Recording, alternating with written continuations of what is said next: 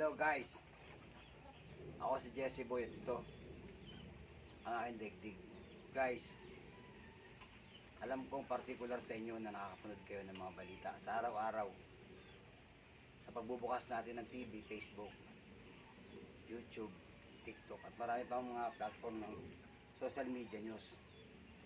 Na trending ngayon ang administrasyon ni Bongbong na sobrang tindi ng korupsyon. Logo ng Pagcor na kaya namang gawin ng bata, 3 million peso. Yung logo ng Bagong Pilipinas, 20 million pesos. Yung ginawa nilang slogan ng Love Philippines, 50 million pesos. Bago lahat naman ay nakaw.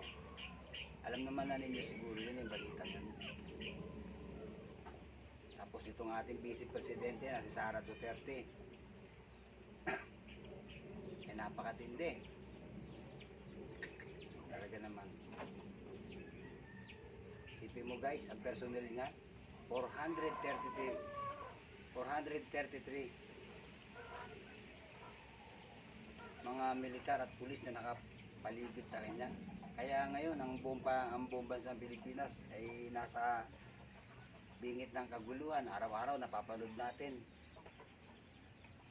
rape, patayan, talamak ang bentahan ng droga sa bawat sulok ng mga kalye. Kasi yung mga sundalo at kapulisan nasa kanila na lang eh. Wala na sa mamamayan. Guys, hindi maganda itong nangyayari ito. Nasa panganib ang buong bansa guys. Alam ba ninyo guys na ang nagtatag ng New People's Army ay mismong si President Marcos Sr. Nasa loob ito guys ng Google. 1968 ito itinatag. Nag-spread out ito 1969. 1972 nang magdeklara siya ng martial law. Alam niyo ba na marami siyang ginamit na tao? Guys, si Feliciano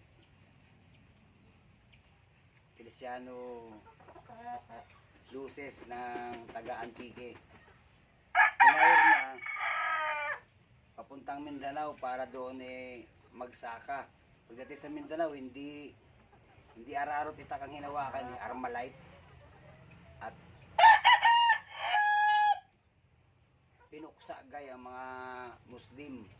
Nagkaroon sila ng digmaan, civil war noong mga panahon yun.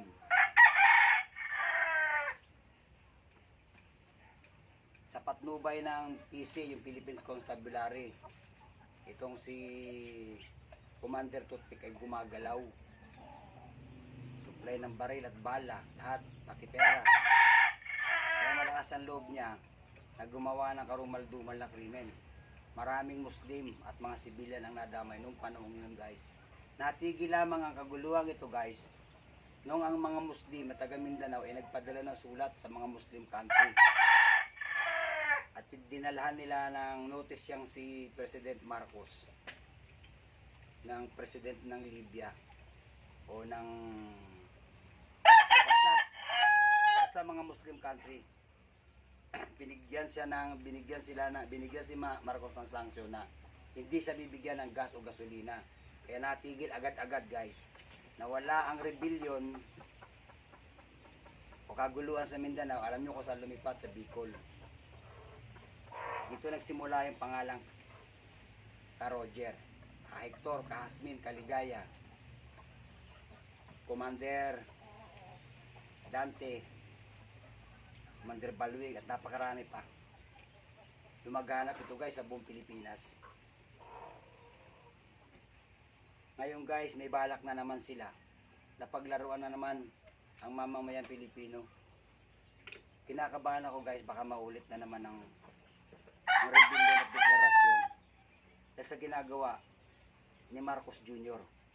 Yung ideya niya guys, ideya ito ng kanyang ama. Lahat guys, ang pagbabawas ng sweldo ng MUP o yung military uniform personnel ay isa itong pag-aalsa ng mga militar laban sa President Marcos. Sigurado yan guys. Once na nagsimula ang pagdinig nito sa Senado at Kongreso, magsisimula ng mag-alsa ang militar. Matagal na panalangin ng mga sundalong ito, ng mga taong mga nakauniforme at mga military sa ating bayan na tumaas ang kanilang sweldo, huwag bawasan.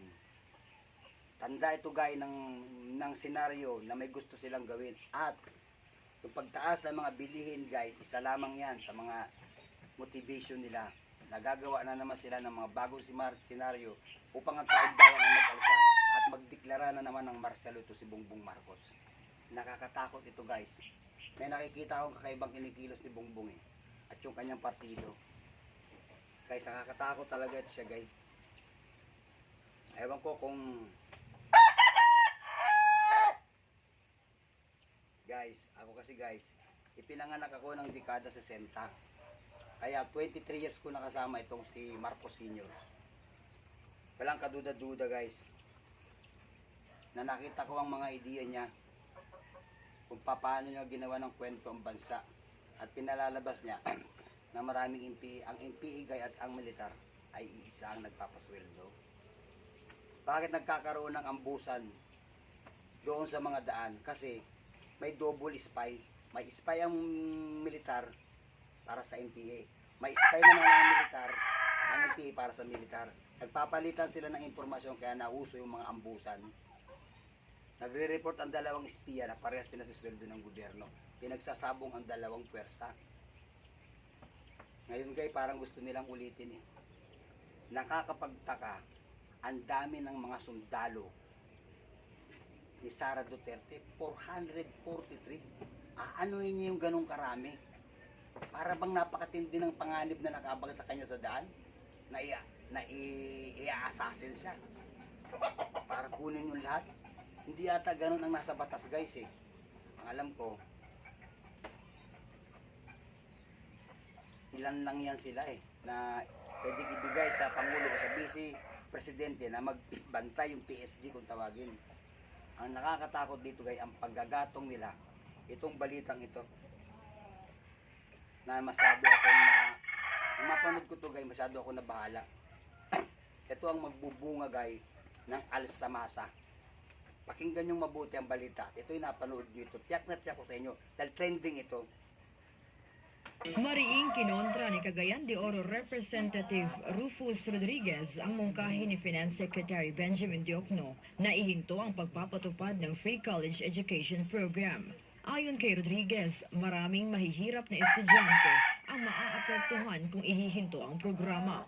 Bagkus, dapat pa nga ay tuloy-tuloy ang implementasyon nito dahil ang libreng edukasyon ang pinakamainam na regalo lalo na sa mga mahihirap. Nasa 51.1 billion pesos ang proposed budget para sa free tertiary education sa ilalim ng proposed 5.768 trillion pesos 2024 national budget. At ayon sa veteranong mambabatas, katiting na pati lamang ang budget ng programa kumpara sa kabuuan ng pambansang pondo. Nauna nang sinabi ni Diokno na umano'y anti-poor ang programa na nangangailangan ng malaking pondo. Sa halip na nawagan si Rodriguez sa Commission on Higher Education at CHED na higpitan ang vetting ng mga batang mabibigyan ng scholarship para matiyak na ang mga karapat-dapat lamang ang mapapasailalim nito. Isa ang free tertiary education sa mga iniwang ligasiya ni dating Pangulong Rodrigo Duterte. Para sa Diyos at Pilipinas kong mahal, ako... Guys, tingnan niyo yung balitang yan. Yan ang nakakatakot na balita guys sa lahat. Yung aalisin nila, yung educational, pre-educational sa kolehiyo, mag-aalsagay ang buong mamamayan ng Pilipinas. Isa na ako guys. Ito guys, napakasakit nito. Sinasabi ni Diokno na ang pre-education law ay anti-poor. Kasi ang mga ito guys ay komunista. Komunista sila guys. At ibinibintang nila, katulad natin, ang pagiging komunista, binabaligtad nila ang sitwasyon. Tataniman ka ng mga kaso, ebidensya, at palalabasin, anti-duka. anti-government ka, sila guys ang lumalabag sa mga batas. Commander Jokno, di mo ba nabasa ang saligang batas? Kung ano ang pagkakasabi?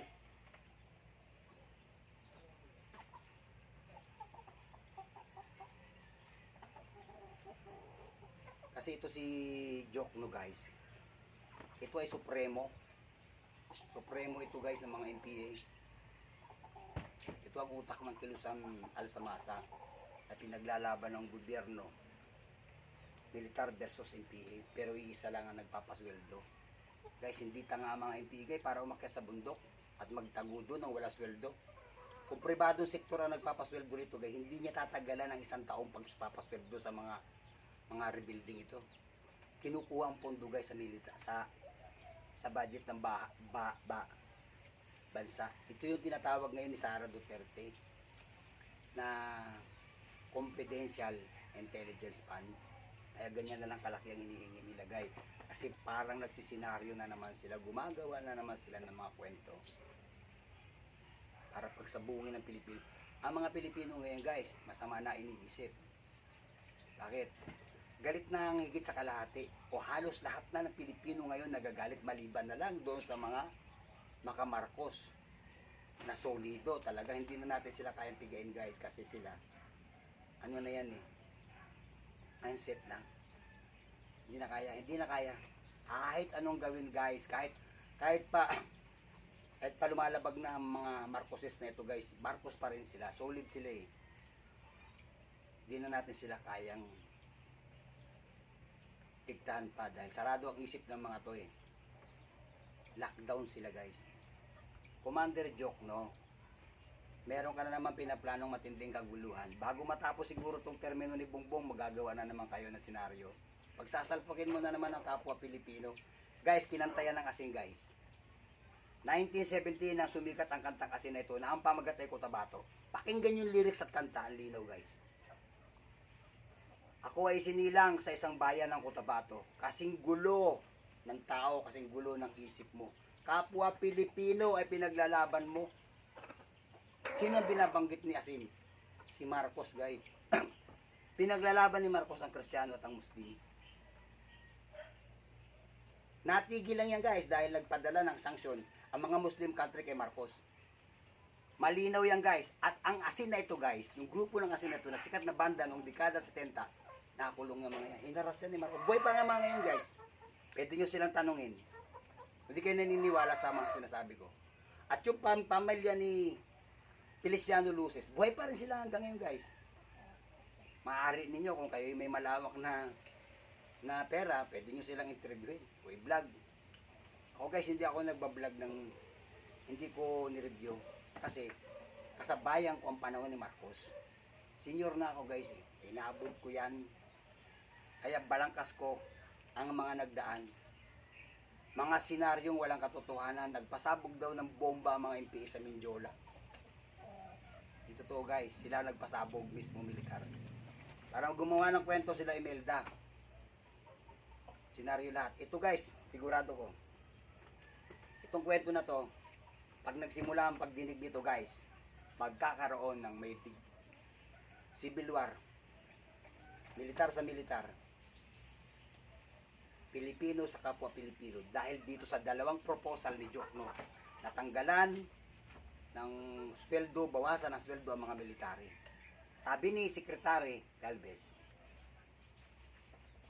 bago daw matapos ang termino ni BBM, 80% ng mga kasundaluhan o yung mga naka-uniforming mga militar ay magre-retiro para wag abutan ang batas na ito. Yan ang sabi niya ha. Di may binabalak silang pag-alasa. At may isang kongresista ata o mayor sa Pampanga na nagbabala kay BBM. Ang sabi niya kay BBM, subukan nyo gawing imbuduhan ang ganda ba Pampanga na ito. Mag-aalsa kami rito. Tandaan mo ito, sa amin nagsimula ang balap. Sinabi nila yan guys, babala yan, na merong magaganap na alsamasa. Dahil sa mga ideyang ito ng mga komunistang Marcos. Guys, komunista sila. Komunista. Si Aquino kay komunista yan. Hindi yan sila magkalaban guys, si Aquino. Tsaka, pinatay lang nila si Aquino. Dahil gusto nila silang manatili pero iisa agenda nila. Sila yan tatlo ang founder ng NPA dito sa ating bansa. Yoma, Aquino, at saka Marcos. Supremo to si Diokno.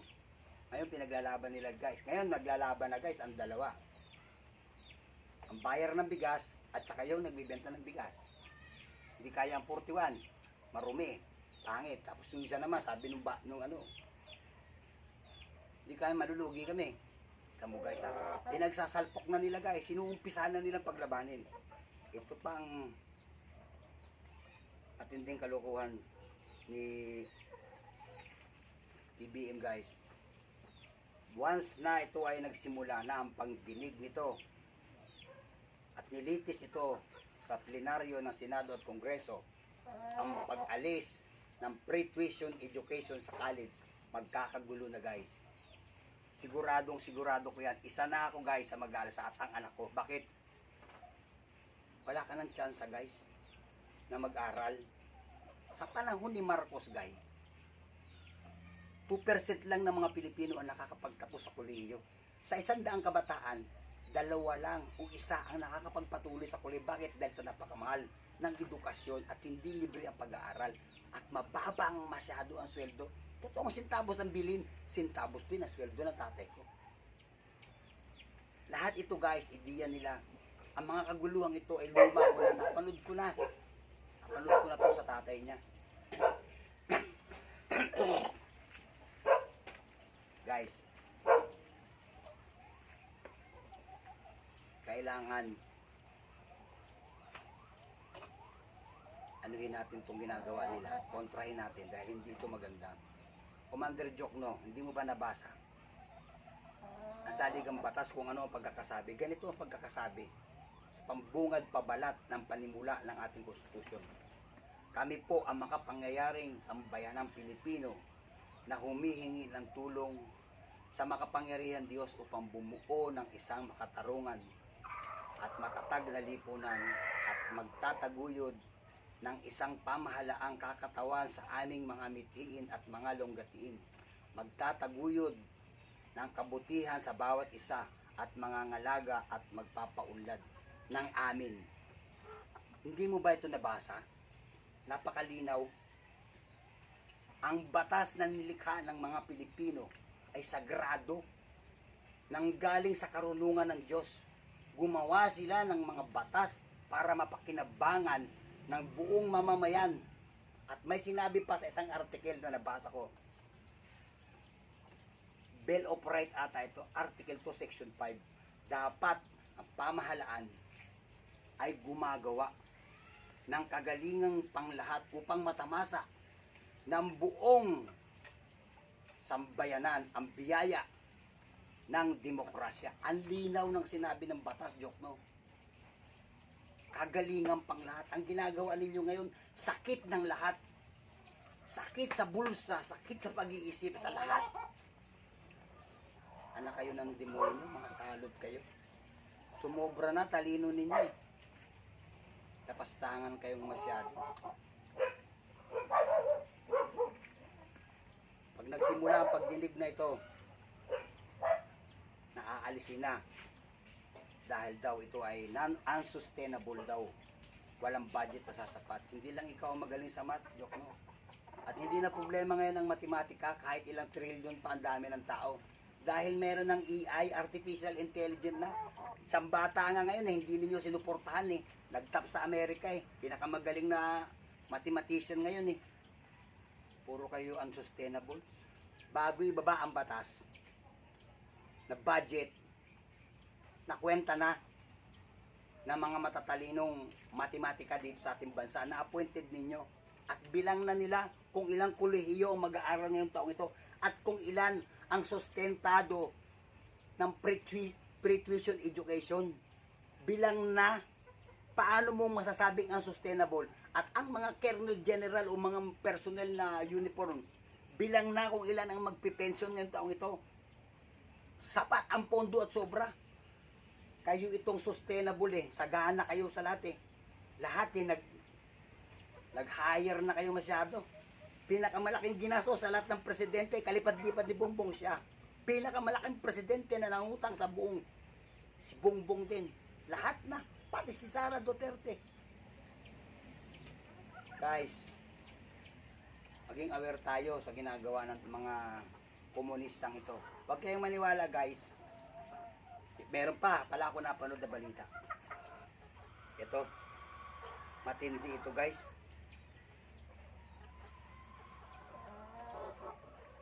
Nakalagay dito guys sa balita sa ano to, sa Frontline Pilipinas. PNP tinatangking dinukot nila ang dalawang aktivista. Dalawang batang babae guys. Ayan siya Napanood ko yan. Sigurado may mga video nito nakalat na ngayon. Dinukot guys, pero tinatanggi ito ng militar. Dalawang aktivista ito Sila yung kumukontra dyan sa tambak sa laot, yung pagtatambak ng buhangin sa Manila Bay. Nagsisimula na ang kaguluhan guys. Magawa sila ng mga kwento, senaryo para palabasin na may ganitong sistema.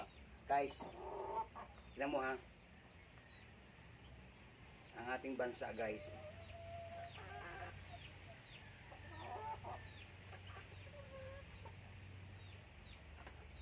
ay hindi maganda ang track record. Lahat ng umupong government official mula kay Marcos hanggang ngayon Marcos na naman ay puro tulisan. Palagi tayo nakalista guys sa Transparency International. Nakalista tayo, top tayo sa pinakakawatang. Kaya nga walang Pilipino na umupo sa pinakamataas na posisyon sa pandaigdigan tulad ng United Nations General Assembly.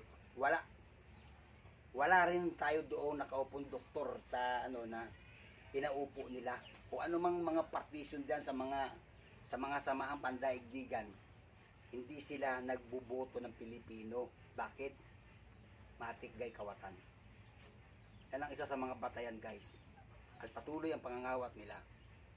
Delikado lang ito guys. Ang kinakatakutan ko, sana pagpahintulutan ng Diyos na mabuksan ang usapin niya ng dalawa. Yung dalawang usapin, yung non-uniform o yung yung military uniform personnel na bawasan ang sweldo at ang pagtanggal sa educational assistant ng mga kolehiyo. Guys, pag ito ay nagsimula ang pagdinig, magkakaroon guys ng pag-aalsa. Tiyak, marsyalo na naman. Magandang araw guys sa inyo. Ako si Jesse Bird at ito ang ating daigdig.